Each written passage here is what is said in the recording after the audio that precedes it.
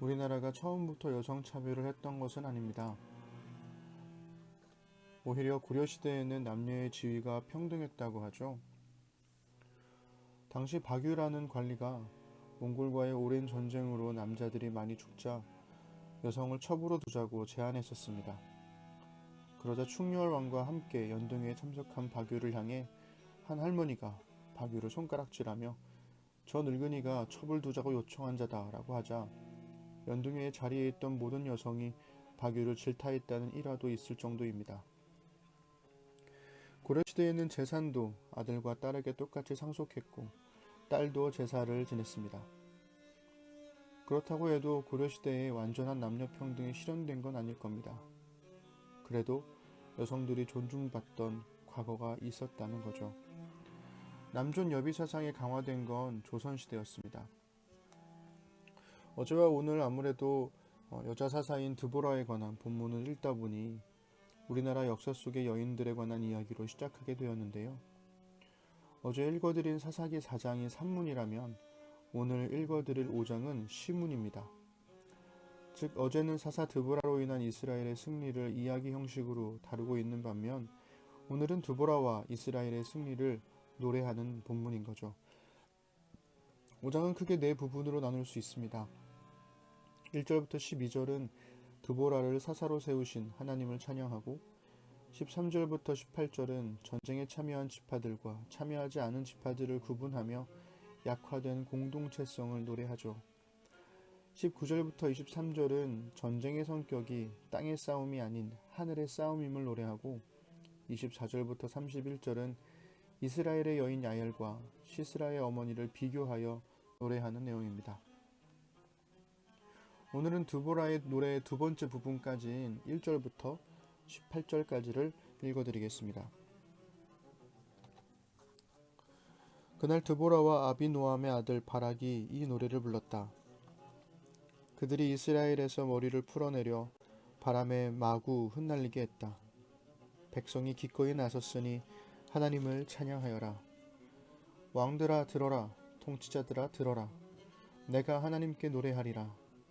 하나님 이스라엘의 하나님께 아름다운 음악을 울려라. 하나님 주께서 세일을 떠나 에돔 들판을 가로질러 진군하실 때 땅이 떨었고 하늘이 비를 쏟았으며 구름이 강을 이루었습니다. 하나님 시내산의 하나님 앞에서 하나님 이스라엘의 하나님 앞에서 산들이 뛰었습니다. 아낫의 아들 삼갈의 때와 야엘의 때에 큰 길에 인적이 끊기고 행인들은 뒷길로 다녔다. 전사들은 뚱뚱하고 엉성하여 투지가 하나도 없었다. 그때 당신 드보라가 일어났다.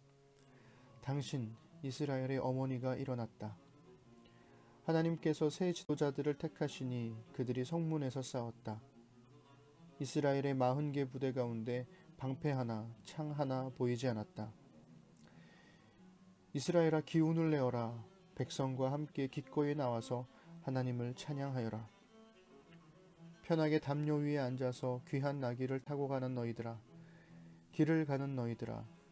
깊이 생각하고 주의를 기울여라. 성읍 우물가에 모여서 그들의 노랫소리를 들어라. 하나님의 승리, 곧 이스라엘에 이루신 승리의 이야기를 노래하는 소리를 들어라. 그때 하나님의 백성이 성문으로 내려갔다. 깨어라, 깨어라, 드보라야. 깨어라, 깨어서 노래를 불러라. 일어나라, 바라가. 포로들을 데려가라, 아비노함의 아들아.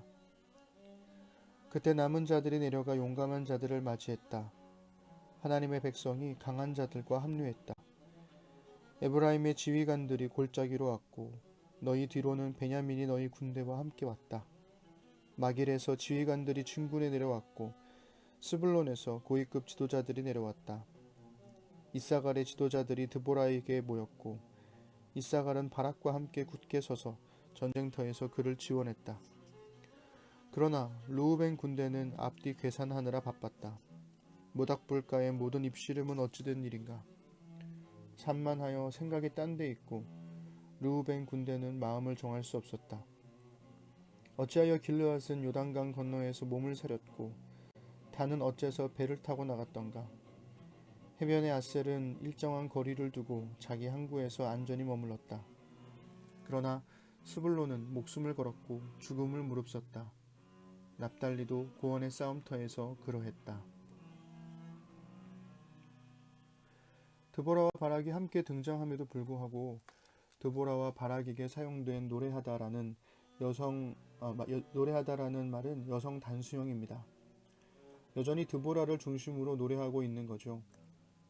2절의 찬양하라는 축복한다는 뜻의 히브리어 바라크인 반면 3절의 찬양하라는 음악으로 노래한다는 뜻의 히브리어 자마르입니다.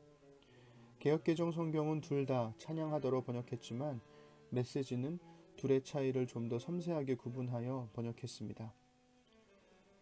4절과 5절에서 하늘이 비를 쏟고 구름이 강을 이루었다며 신의 산과 산들이 등장합니다.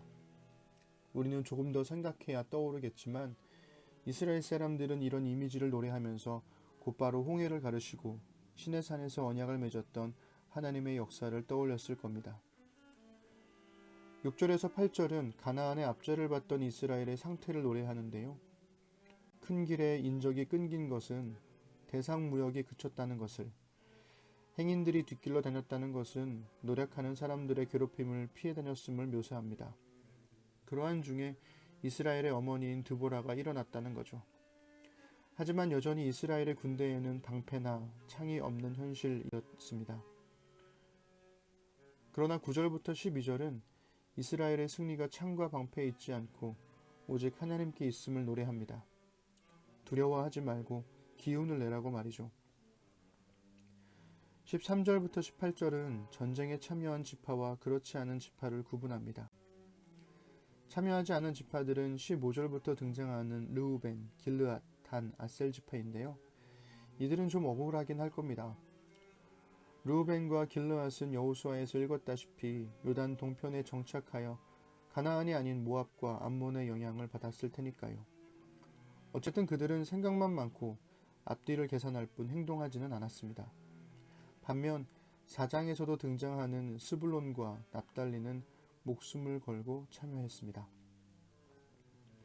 성경은 줄곧 이 땅에서의 싸움은 하늘의 싸움이라고 말합니다. 겉으로 보기엔 약한 이스라엘과 강한 가나안과의 세력 다툼일 뿐인데 성경의 관점에선 하나님을 버리고 타락하여 고통받는 이스라엘을 다시 하나님의 백성으로 회복하려는 하나님의 싸움입니다. 당신 한 사람이 이 세상에서 치열하게 살아가는 건 결코 당신만의 싸움이 아닙니다. 하나님은 당신을 위해 당신과 함께 싸우십니다. 당신이 아무리 약할지라도.